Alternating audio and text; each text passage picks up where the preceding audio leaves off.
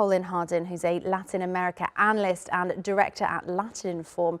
Colin, just bring us up to date briefly on the situation and how it's impacting normal Haitians.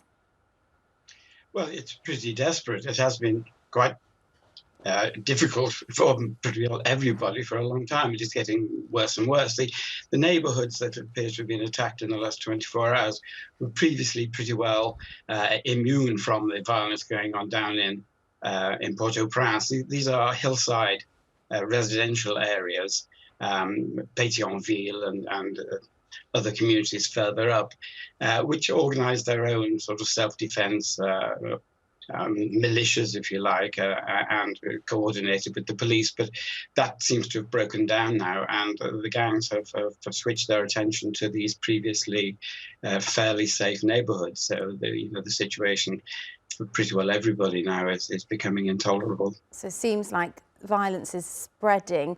Briefly remind us of the background here, and looking forward, this idea of a transitional government. Is it feasible in the first place, and would it actually work? Well, it's very, very difficult. There's a lot of manoeuvring for position going on between various political and other interest groups inside Haiti. The idea of this transitional council really stems from a meeting of CARICOM, the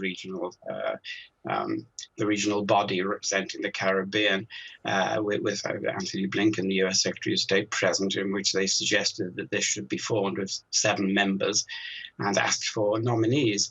But they've only wanted to have been forthcoming so far. And given the situation in Haiti and the threats that have been issued to the elite in general by gang leaders such as Jimmy Cherizier, Barbecue, it's not surprising that there's not exactly a rush to take part in this coalition, which would be theoretically of non-political sort of technocrats and representatives of the church and so on. But it hasn't appeared yet. The mandate for it was first voted on in October last year, and here we are, and it still hasn't happened.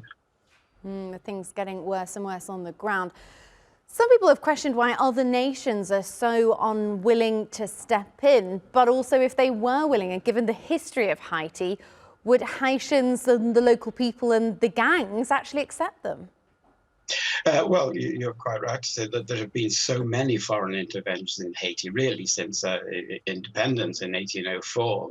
They've never really been free of foreign manipulation. And the US occupied the country for almost 20 years after 1915.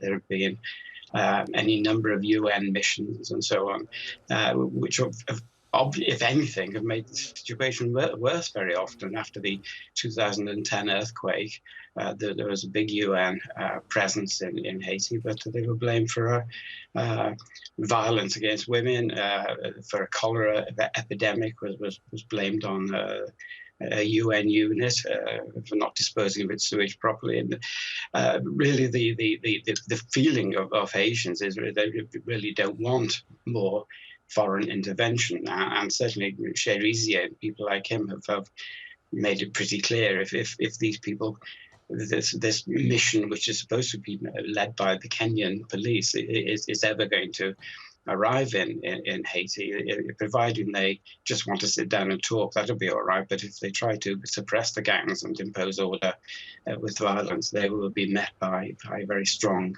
armed resistance. Sounds like a really difficult situation. Colin Harding, thank you so much for your insight. I know we'll be following this story in the days to come.